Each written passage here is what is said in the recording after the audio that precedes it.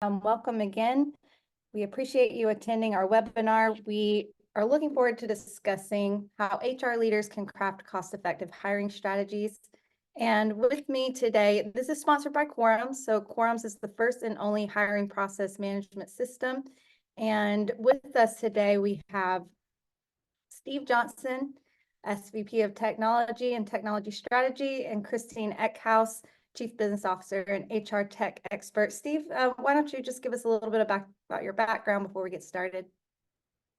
Sure, thanks, Megan. Yeah, my name's Steve Johnston. I'm a technology leader with 25 years experience of heading up teams both in the US and in Europe. Spent nearly 20 years with global media and events business Informa, and more recently at Rent the Runway and Icon Parking in New York. Have over 20 years of hiring experience with technical resources across the full range of roles, from help desk right the way through to data scientists in large organizations, and have very recently become a member of the Qorums Advisory Board. I joined a few months ago because of my interest in the technology solutions to some of the hiring issues that we're going to discuss today. Very good. Thanks, Steve. And Christine, I'll go ahead and let you give us a little bit about your background. Sure. Thank you, Megan. Happy to be here today. My background is in executive search and recruiting. I've used all kinds of systems and worked on some of them. Right now, I'm Chief Business Officer of a product company that is in the video indexing space. And we use AI to capture summaries and create clips of your favorite video moments. I'm also on the Qorums Advisory Board, and I'm happy to be here today. All right, great. So we're in good hands and well suited for a great discussion. So let's talk about what we're going to look at today. So we'll start things off just with an overview of what the hiring complexities are, the challenges with traditional hiring processes in both small, medium-sized organizations all the way to large corporations. And then we'll identify the gap in hiring intelligence. We'll talk about the solution moving forward, explore the future of hiring, and then we will have time for question and answers. So let's go ahead and get started. So let's talk about some of the pitfalls in traditional hiring. So I'll start with you, Steve. What kind of challenges are large organizations, large corporations facing when it comes to their hiring processes? Sure. So I think some of the challenges in large organizations really relate to the broad range of roles that they have to hire for. And if I look across the technology teams that I've worked in, it can be a large variety of roles that you really need to search for. And hiring for an infrastructure engineer is very different from hiring a Java developer, for example. So it requires a lot of people to be involved in that process to enable the right decision making. So hiring needs to be a coordinated effort across quite a large number of people, many of whom have no training or experience in hiring as a practice. It's not what they've been hired for themselves, particularly. And unfortunately, that coordination becomes an issue and often lacks ownership from the hiring manager or the talent acquisition team. No accountability for driving the timelines, ensuring that interviews are effective, that they actually take place, that there's consistency across the process, and that interviews are scheduled correctly, all leading to, are the decisions made actually the right ones? And I think that lack of coordination gives rise to some of the issues that we see on the slide here, which is the long timelines involved in recruiting, and how companies are actually losing out on the right people because of the time that it takes. The lack of data, or certainly centralized data in the process, whether that's a job description, a set of interview questions, interview notes, decision rationale. It's difficult to pull together to make a decision currently, and it's certainly not reusable the next time you want to hire a particular role. I think that inefficiency has a direct impact on the candidate experience. If the company is reflecting inefficiency and inconsistency, the candidate sees drawn out timelines, repeated questions, often rescheduled interviews because things have been missed. And again, organizations can lose good candidates because of their own inefficiency. And then there's no means to train those people that aren't necessarily skilled in interviewing. There's no guidance or framework for them to use as they go through the process. And if you have less experience as an interviewer, because you are by nature a developer, then you need some guidance through that process. And I think we can all sort of, attest to the issue of managing schedules. Most companies suffer from the real challenge of coordinating interviews across that broad range of people. Those are the challenges that I see, Megan. And Steve, kind of follow up, how are, in general, in the companies that you've worked for, how are they managing that process? How do you see it being managed, like through spreadsheets? I know that that's what we see a lot. I think sort of decentralized and very poorly. A lot of the notes on interviews or on candidates is in a notebook somewhere, scribbled on a resume somewhere. There may be some kind of scoring system, but it doesn't necessarily have the right rationale. Are companies really referring back to those notes, and can they really remember what happens in that 62-day time frame? If you've interviewed somebody 14 days ago, do you really remember what they're like if you haven't got an electronic record of the thing? In my experience, you can be personally quite well organized in doing that, but coordinating that team in that process and centralizing all of the views and opinions, there's not much other than spreadsheets and things like that in use today. Yeah. Okay. And, Christine, I know that you've had experience working in startups and large corporations. As we talk about the pitfalls that larger corporations face, as Steve just mentioned, how do startups and even maybe, small to medium-sized businesses compare in those processes? So I think I'm going to flip your question a little bit, if that's okay. I've seen what I would consider some of the best hiring processes ever at some large tech companies. And what they sort of do in order to make hiring scale efficiently and effectively, and to get away from these pitfalls is sort of envision, okay, if we need to hire 2,000 people globally in the next 6 months, how are we going to make that happen? And they designed a process that's very similar to Qorums, right? We did it manually. We had a number of different systems, 4 to be exact, and we sort of bolted them together. And it was a lot of handiwork, right? A lot of manual labor. But basically what you want to have is a consistent criteria that you're evaluating candidates against. You want to have a way to record the interviewer's evaluation. And then you want to be able to track how much time it's taking, who is rescheduling interviews and why. If things are falling through the cracks, immediately understand that and fix it, right? And so many medium-sized and smaller companies don't have these systems and teams of recruiters who are capable of doing all of that, right? So they miss out on that advantage until Qorums, right? But small and medium-sized companies are using spreadsheets. They're using an ATS only. Interviewers aren't required to enter their feedback, or if they do, they enter maybe one line. They don't force a binary vote, hire or no hire. All of these things are important to have an effective, consistent process across the board. And something that we were talking about previously that is coming more and more into light is compliance around these interview processes. And that's newer, right? So many systems are having to adapt and add pieces in order to respond to these new needs and new capabilities that are possible. And Qorums has it sort of already baked in.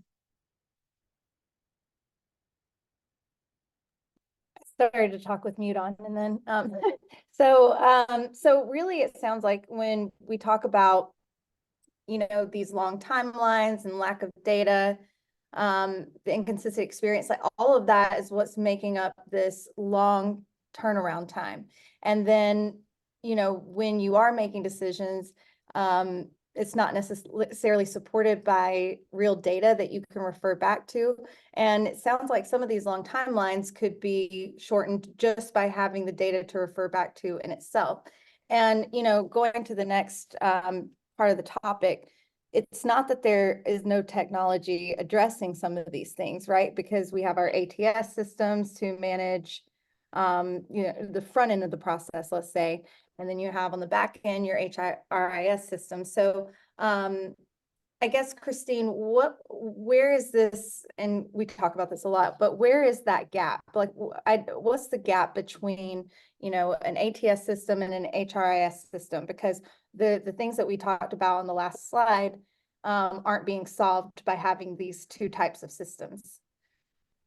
Right. So, you know, in the world of recruiting, more recently, what has sprouted up are like CRM systems in the front, and then an ATS, and then an HRIS, right? So the problem they were trying to solve was candidate outreach. If I reach out to more candidates, if I can get my pitch in front of more people, then I will have more candidates, right? It's a numbers game. Recruiting is not all that different from sales. And so that was sort of the beginning of that, right? Now we have in sales a company called Gong. I don't know how many people are familiar with that, but it is based on or based around the premise of, hey, you know, it's not just about reaching out to hundreds and hundreds of customers, or candidates would be. It's also about having really effective salespeople, right?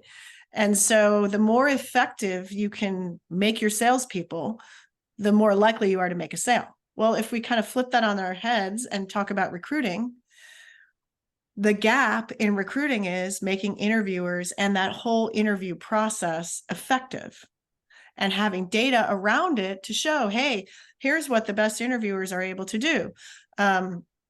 Here are the questions they asked. Here are the parameters they were evaluating candidates against. And there's, you know, consistency across the board. And we can start to say, okay, you know, these people fit really well into our organization. Here's how we build teams. And you can optimize around that data if you have it. But ATSs are not built that way, right? They address the front end of getting the candidate through that interview process, scheduling, that sort of thing. And some of them record the feedback, some of them don't. Some companies require the feedback, some of them don't. Some of them connect with DocuSign or one of those other programs where you can send an offer and get an e-sig, some don't. Some connect with the HRIS, most of them do by now, and most of them connect with LinkedIn or some sourcing tool, Seek Out, or all the sourcing tools if it's a big enough company on the front end, right? And some of them put a gem or some other CRM in the middle there to manage like outreach even better. Qorums can do it all. They're building more and more capabilities on the front side, candidate outreach and sourcing side, and they handle the most important piece that is the gap there between the ATS and the HRIS, which is the hiring process management, the interviewer effectiveness, and the calibration around consistency of data that you're looking for from the candidate. So that basically that automation and you know, in talking about that and making data-driven decisions, you know, why is there a need, Steve, you know, kind of piggybacking on Christine, why is there a need for that automation, for data-driven decisions, for up-leveling and improving the candidate experience and all of that? Sure. I mean, I think just to sort of really piggyback on what Christine was saying, it's kind of staggering that there is a gap in the process there that isn't automated. You go from automated ATS, automated HRIS, but clearly the most important part there, where you're evaluating your core candidates for a position, has no level of automation, data integrity, and consistency at all. And that really is where the value is. That's where the important and quite expensive decisions are made in hiring candidates. And it's really strange that as an industry we've grown up to be able to collect candidates and onboard candidates, but not evaluate them in the middle. That's that's really really crazy. The value of having that data in the middle is really critical. Whether it's just sort of the internal efficiencies that we've spoken around, having job descriptions that you can just take off the shelf or out of storage, and resurface every time you want to hire a salesperson or a project manager, makes the process more efficient and speeds it up a little bit. Having those questions centralized, prepared, ready to go, and being able to share them against a coordinated team there in a systematic way is incredibly valuable. And if we are still taking notes on someone's resume during an interview and recalling those notes days or weeks later to actually inform a decision, then really it should be shame on us as hiring professionals to that we're still doing that, because the world is much more data driven today than that kind of process. Things like weighting of skills. I think a lot of people would understand that weighting of skills today, and weighting of candidates with those skills, probably comes down to who within the company is shouting loudest or who is most influential in making that selection decision, rather than a methodical skills weighting process as somebody goes through the interview process. And ultimately, that's not really fair on candidates. If you take that one step further and you sort of move more towards the onboarding and the back end, any skills that you've identified through the process that your preferred candidate may not have, that you want to bring into a development plan day one onwards for that person, you should be able to transition that directly into the HRIS system and make it part of the new starters development plan, something that you've identified during the hiring process. But actually today it's written on somebody's notebook that person doesn't know SQL well enough, or something like that gets forgotten in the entire process. Yes. And Christine, Steve said something that made me think about something we've talked about, and being able to return to that data for future predicting of what skill sets a team might need. Do you know where I'm going with this? So like when you have that data, and let's say you pick the right person for the job, but you still recognized based on skill weighting that there were certain things that were a piece of the puzzle that was missing, so that when you go to hire the next person for that team, you can start filling those gaps. Can you kind of elaborate a little bit on that? Sure. So I would call that team optimization, right? There is no such thing as a perfect candidate. And so there's always, the hiring team has to sort of make trade-offs, right? So for this hire in this moment in time, for what we're trying to accomplish with our organization, these are the critical skills that we've weighted the highest, right? And then once you hire that person, if you're going to make another hire, you'll start to say, well, wow, our team is now really strong in these areas. However, weak in these areas, and we're actually starting to figure out as we get further through this process of whatever we're doing, that these areas actually matter. So our next hire, maybe it's the same, maybe it's another Java engineer or product manager or whatever, but there's nuances in what we're actually looking for in that person's background. Last time we wanted somebody who was really technical and, whatever.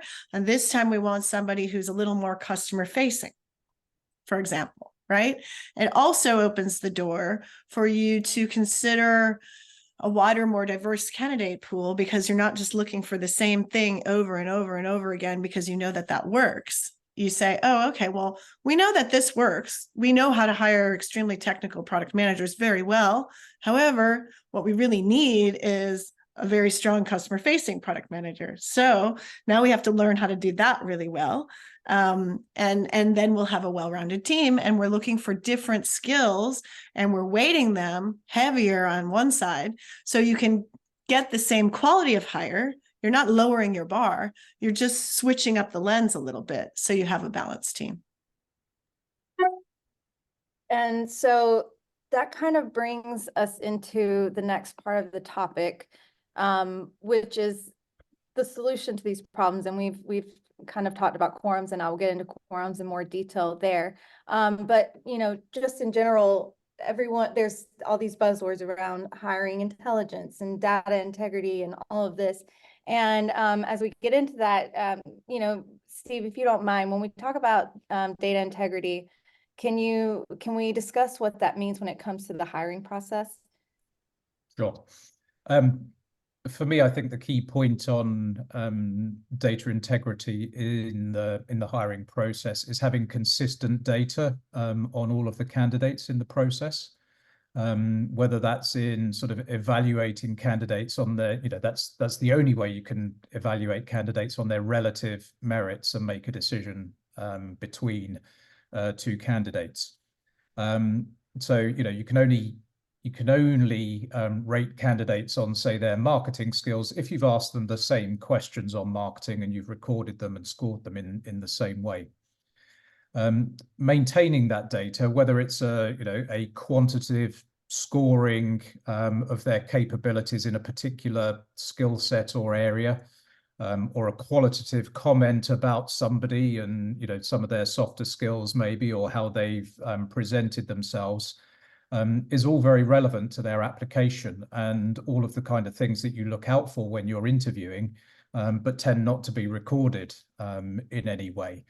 So, you know, even if you go down to transcripting the interviews and having a good record of the data that is actually in the interviews, it's, you know, it's all part of the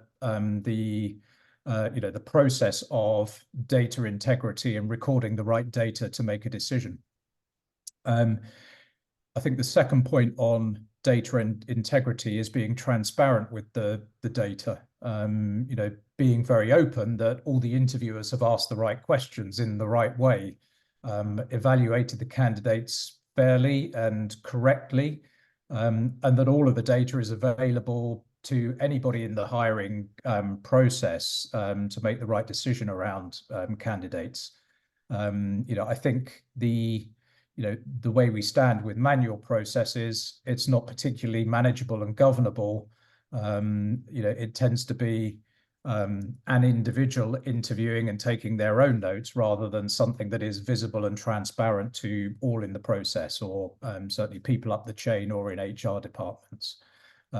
So in that way, you can also surface any development areas for interviewers as you go along as well, because you're identifying how they're interviewing at the same time. I'll give you an example from only yesterday around data integrity in the hiring process, which would kind of be funny if it wasn't true, I think. I interviewed with a company 2 weeks ago, and I followed up with them yesterday because I hadn't heard from them. And a few hours later, I received a very familiar email, which was, "We've decided to move forward with another candidate. You know, thank you for your time. We'll keep your details on record." Which I would have accepted and moved on. But only an hour later, I received a second email saying, "Apologies, this email was sent in error.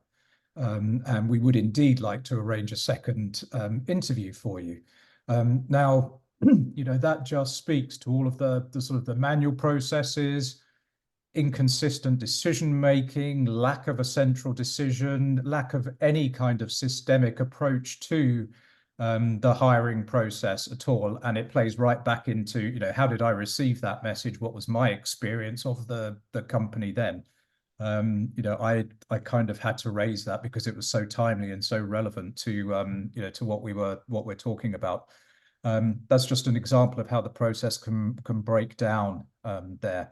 Data integrity is key, that it's shared by everyone and communicated in the right way, because everyone has bought into it and agreed to it.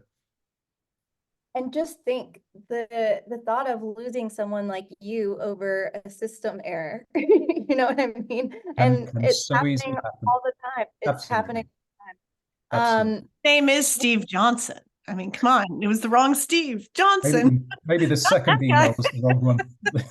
We wanted that one. Maybe the second one was the wrong email. Well, we're just laughing about Steve's troubles here. No, I'm just kidding. Christine, how, in your experience, because I know that you've worked with some organizations who have done this really well, how can organizations ensure data integrity in their hiring processes? What are some steps that they can take? Well, a lot of the large tech companies have really robust hiring processes, right? And what they do to keep things consistent and have high integrity in their data is they take their core values, right? And they say, okay, these are our core values. Here are some questions that we believe correlate to our core values. It's behavioral interviewing. So you're asking the candidate, tell me about a time when you had this type of a situation. And if the candidate maybe hasn't had that situation, they're free to say, well, I had something similar, right? And that's okay. If I encountered a situation like that, here's what I would do, right? Which is less okay, but still viable. And so they have these core values that are sort of the backbone of the process. And then the derivative of the core value is the question. And then they have calibrated within the organization, hey, at this level, we're listening for this sort of answer. At this level, we're listening for that sort of answer, right? And so you can imagine a software engineer is going to answer a question one way. A VP of software is going to answer maybe the same question in a very different way, right? Because they're looking at scaled across their organization, where the software engineer is looking at, okay, I've got to build this thing. So in that way, you're able to sort of evaluate people across the levels, still using the same core values and similar questions relating to those core values. And then with Qorums, you can weight them, right? And so now you have a very consistent way to say, hey, we were looking for somebody who shined in these 3, 4, 5 areas, but yet also was resonant with all of our core values. And the interview team agrees that this person or these 3 people are the best according to that criteria, right?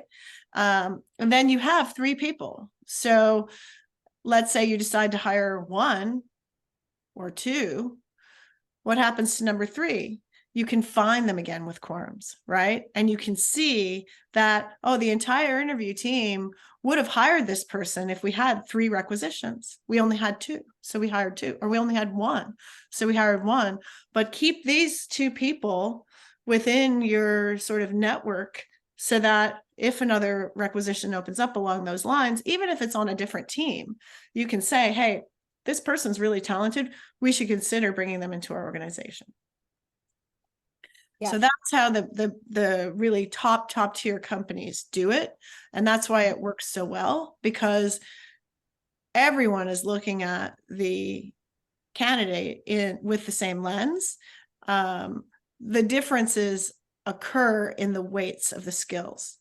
The cool thing about that kind of goes back to team optimization when we were kind of talking about that, because oftentimes if someone is a top performer, or if someone is exiting the organization before sort of the standard period of time and it's a regrettable attrition, you start to look at, okay, what kinds of things cropped up in the interview and the hiring process that could be indicators that, either we made a mistake as a hiring team, we missed something, or we need to be aware of these certain things going forward in candidates, because they could be indicators that it's not the best fit. So in thinking about that and strategic planning and applying what companies that have been successful at this have been doing, to both of you, Steve and Christine, what are the benefits of leveraging that automation, but also implementing some AI-driven tools for strategic planning? So when it comes to, not only mapping out the role as you were just describing, but also, decision-making and how much AI impacts HR at this point. I guess we can start with you, Steve. Sure. I think just, final note on automation before I touch on AI, that, having that solution that integrates with ATS and passes through to HRIS,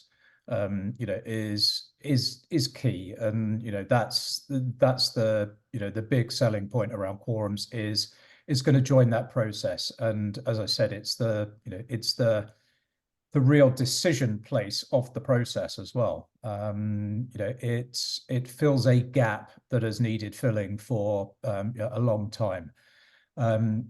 It's a bit like building a sales pipeline, but having a break in the middle of it. And to resolve that makes hiring an end-to-end process, would significantly reduce time. So there's a big automation element.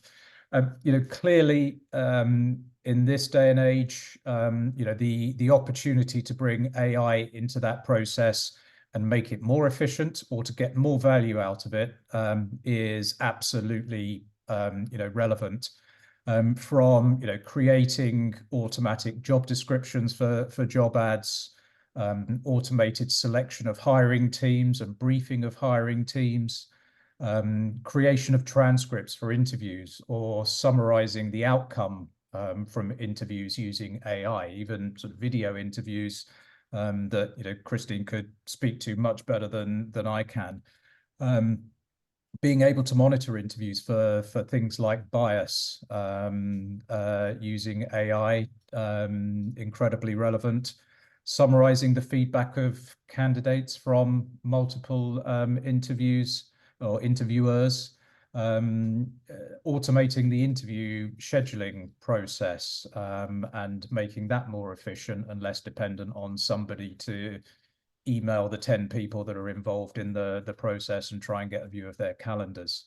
Right the way through to sort of, further analysis of the skills or information about the type of applicants that you're getting, not just in a particular campaign, but as an organization as a whole. And a real dive into the type of people that apply for roles and positions in your company.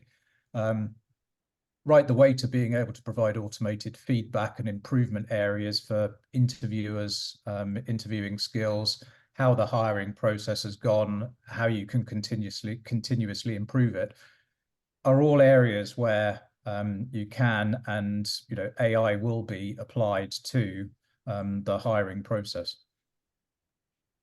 Absolutely. And I do want Christine to elaborate a little bit more on when Steve touched on video. So with AI tools and using video, how can that work? Like how can you use AI in video to maybe, like Steve said, mitigate biases or just provide better training and that kind of thing?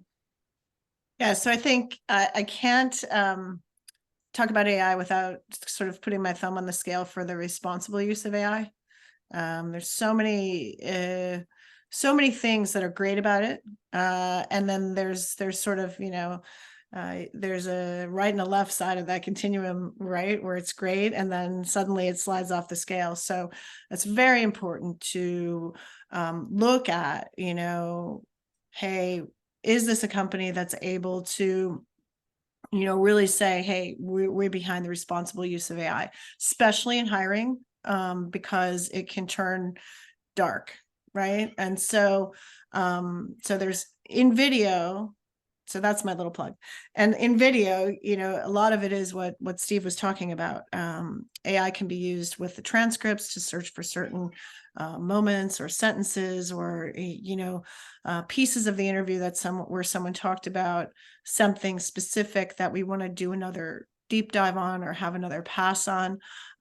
It can be used to create like a highlight reel for the hiring manager or the hiring team. Here were the key moments where this candidate talked about the skills that we weighted. And you could send it in video in addition to a transcript or a summary of the interview. There are many different things that you can do with AI, a lot of which Steve mentioned, right? Create the job descriptions, but it won't work if you're not using a consistent format. And analyzing the data using AI won't work if you're not using a consistent format. You'll get weird results, you'll get skewed results. And so that's why it's super important to make sure that your interviewers are consistent and your data is recorded in a very hygienic way. One thing I love about the prospects of using AI and hiring that I think Qorums has thought of and potentially no one else has is the ability to really create an effective interview team and to use that in interview training, right? So some companies have training for interviewers, some companies don't, right? And interview training is something that kind of needs to consistently evolve. Most companies don't consistently evolve their interview training. It's like, you have to go to interview training. Welcome to the company. If we have it, that's what you do in your first week. And it's the same for everybody. And it's been the same for the last 20 years. That's not great. So this gives companies a way to say, hey, of our strongest hires, here were the best interviewers, and here were the questions that they asked, and here were the answers that they heard, and here was how they weighted their skills. It doesn't mean you can just copy paste it every time, because you're trying to optimize your team. You're looking for people who are a little bit different in certain ways so that you have a well-balanced, diverse team, diverse in terms of skill sets.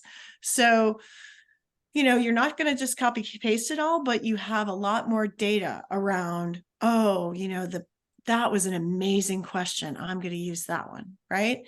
And the old-fashioned way to get to that data was to shadow interviews.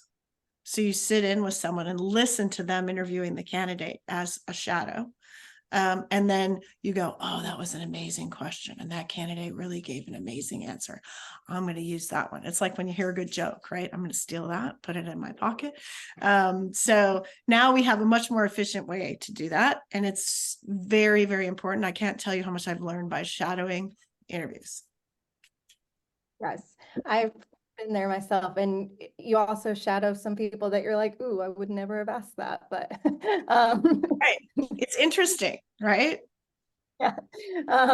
Well, so that really brings us to exploring the future of hiring, and the things that we've been discussing throughout this presentation are things that we at Qorums inherently understand as most of us have come from staffing and recruiting, and the other side of us have come from the tech space. And so when realizing how much of a gap there was between applicant tracking systems and HRIS systems, it's the fact that there was nothing managing the interview process itself and getting that data so that you can make better decisions. So when we looked at filling that gap, connecting ATS and HRIS, everything that we've talked about, we went through. So the position must-haves, using AI and machine learning. So when you use a system like Qorums, where everything interview related takes place in one system, then machine learning adapts to how you like things to go. For example, if you were creating an open position using AI and you decided to use the AI tool QBrain to provide questions for you, you have the option to add the question, recycle the question, get a new one in that same tone, or exit out. And over time, Qorums learns the kinds of questions that you like. It helps to start understanding your company, which, as Christine mentioned before, if there's not consistency for whatever AI tool you're using, then it's not going to be that helpful. So you can use AI to create the job opening, the open position, to generate questions, to help you decide how important each of those skills are. Because when it comes to that part, the importance of skill, and Christine and Steve both touched on this earlier, but being able to weight the importance of skill to avoid that loudest voice in the room conflict. So when we think about your traditional hiring experience, it's usually round one, stop, regroup, and whoever kind of got the loudest voice sometimes wins, their candidate wins without it necessarily being the right person to have the loudest voice. So if you can weight the skill sets against the hiring team, meaning who's an expert in this? So if we're hiring a Python developer and we've got a expert Python developer that's part of the hiring team, well, we're gonna rank that person as a 10, and then we're gonna rate that skill set as a 10. So that if they get a 5 in another skill set, but they get a 10 in that skill set, that gives that person the loudest voice in their ranking. And so it avoids the roundtable discussion. A lot of that 62 days, average 62 days to fill an open position is that start, stop, the have the interview round, stop and regroup, have the interview round, stop and regroup.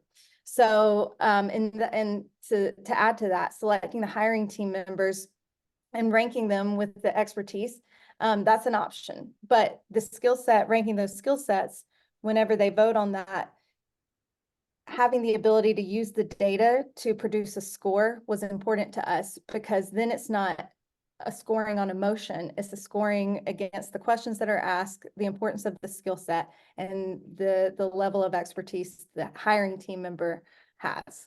So interview consistency. So when everything takes place within Qorums, including open position creation, conducting interviews, feedback, scheduling, there becomes a consistent method of your process. And over time, even without formal interview training, interviewers get better.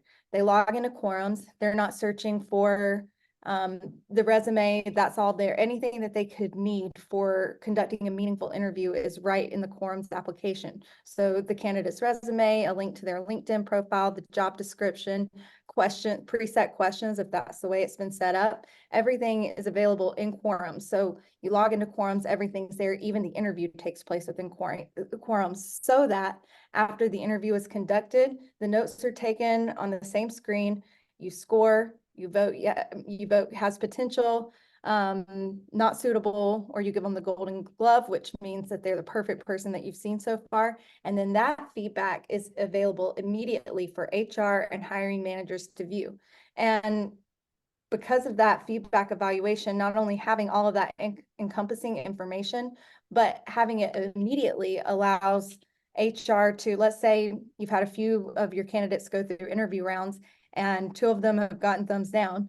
Well, now you have the feedback immediately so that you can go back to sourcing. So another part of that 62 days is recruiters often aren't getting feedback right away. So they get feedback 2 weeks later, and then they're sourcing more candidates.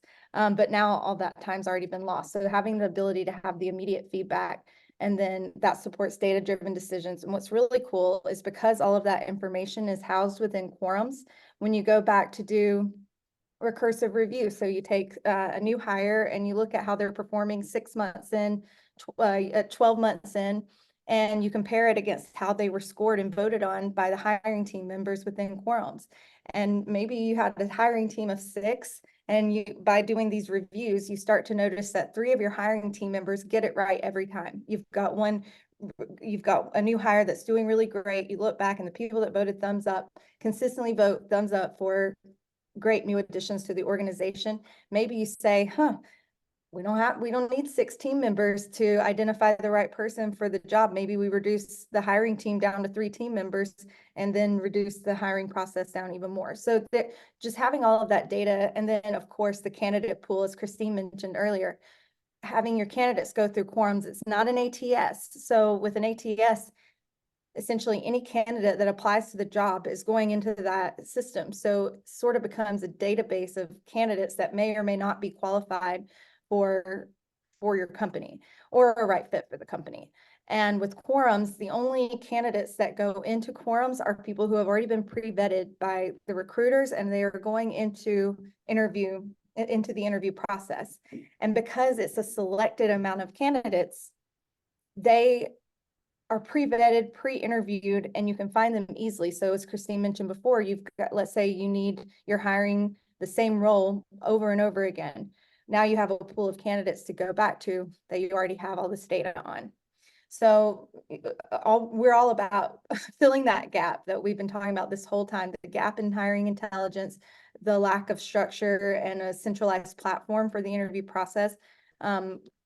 We feel like we're the future. We feel like pretty soon everyone will be using a platform like Qorums or Qorums to be hiring this way.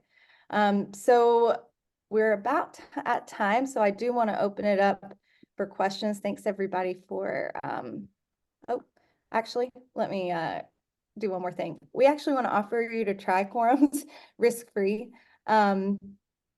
Just for attending today's webinar. And if you would like to try it or at least just see a demo, send me a private message. And I believe David's going to post the link in the chat if you just want to sign up online, however you want to do it. But as a thank you for attending today's webinar, we'd like for you to try Qorums for free.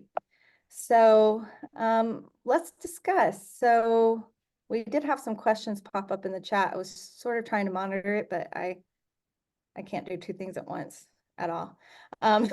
So I do want to read some of that. So Steve is spot on. The candidates get lost unless you know someone on the inside. So we have a couple of questions. Let's see. Why do you think it's much easier to get a contract role that potentially turns into a full-time role versus working directly with a company to get a full-time role? I don't see the same level of dysfunction in contract roles. Steve or Christine, do you? Either of you want to take that?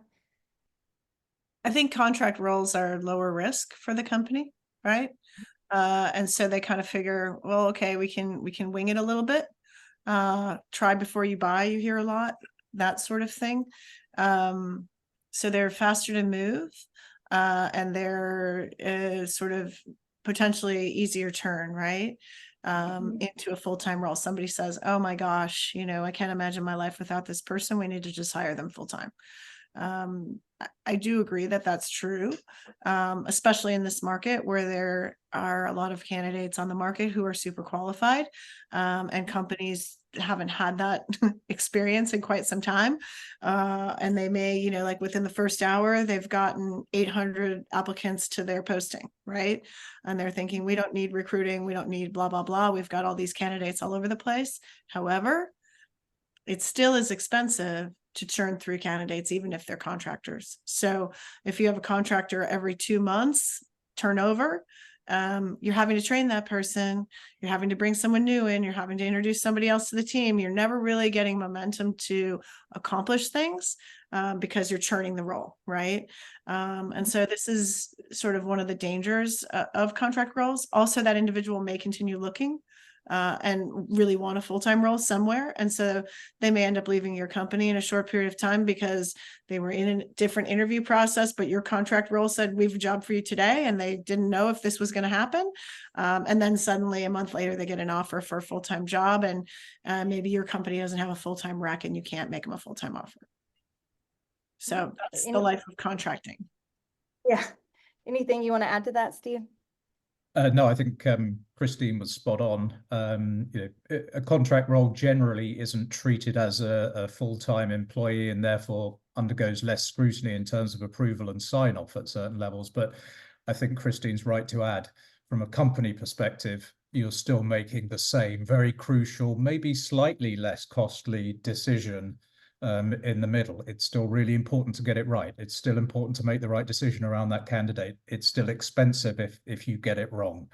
So I think that's really key. Okay. Another question that we have is, considering the current state of dysfunction in finding a role in a reasonable time frame, what tips can you offer to candidates on the market? Any thoughts on do this, don't do that? The thing that I would play into that is, you've heard a lot around the sort of the dysfunction of hiring systems, how manual they are, how it's in the hands of hiring people. And I think that's partially why it's so important to know the people involved in the hiring process. Everybody, I think John at the top has said there, unless you know someone on the inside of the company, it's very difficult to find your way into a hiring process. And I think we've kind of identified why. Going forwards with more automation, with more transparency around the hiring process, there's no reason why that whole transparency can't open up to, an external candidate as well as an internal team. Where am I in the process?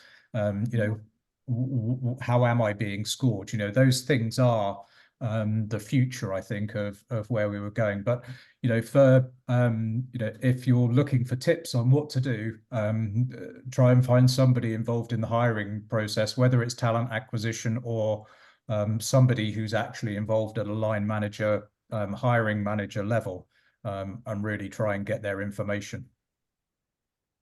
Yeah, hiring is really crazy right now, just to kind of piggyback on what Steve said. Companies are making decisions in real time, closing down recs in real time. A lot of companies have even let their recruiting team, be sized down to almost a crazy level. And as they start to ramp up, they're ramping up their hiring, but maybe they're not ramping up recruiting. And so they don't really have the support that the candidates need. And so it's a little strange right now. There are a lot of candidates on the market. There are not a lot of recruiters on staff because companies have pared back, and companies are then sort of fickle about, well, we opened this role, and now that we've seen a few candidates, do we really need it? Are we really going to go forward with this now? Is this a critical role? Or can we wait until after the election when we know more about what we think the economy is going to do? A lot of companies are doing that right now. So it's tough. And I feel for you. I wish I had a magic piece of advice to give you. But it really is just be persistent, keep after it, follow up, even if the company's ghosting you. Follow up if the recruiter isn't answering your emails or your text messages or however you're communicating. Go multimodal, and you can even apologize. I don't mean to pester you, but can you just, let me know where we are so I can do the right things, and just keep after it. Oh, well, thank you, Christine. We got some nice feedback, very insightful feedback and useful. This was time well spent. I'm glad that an anonymous attendee has enjoyed this. I hope everyone has. And is there any more questions before we wrap up? It's a great session. Let's see. I encourage you all to give Qorums a try. It's something cool. It's really, really something cool. I appreciate that, Christine. And I was able to post the link to sign up for a demo in the chat. And I think I emailed everyone directly that joined the call, so you can also just email me and let me know. But we'd love for you to try it. We'd love to just show it to you. So if you're interested in seeing more, please let me know.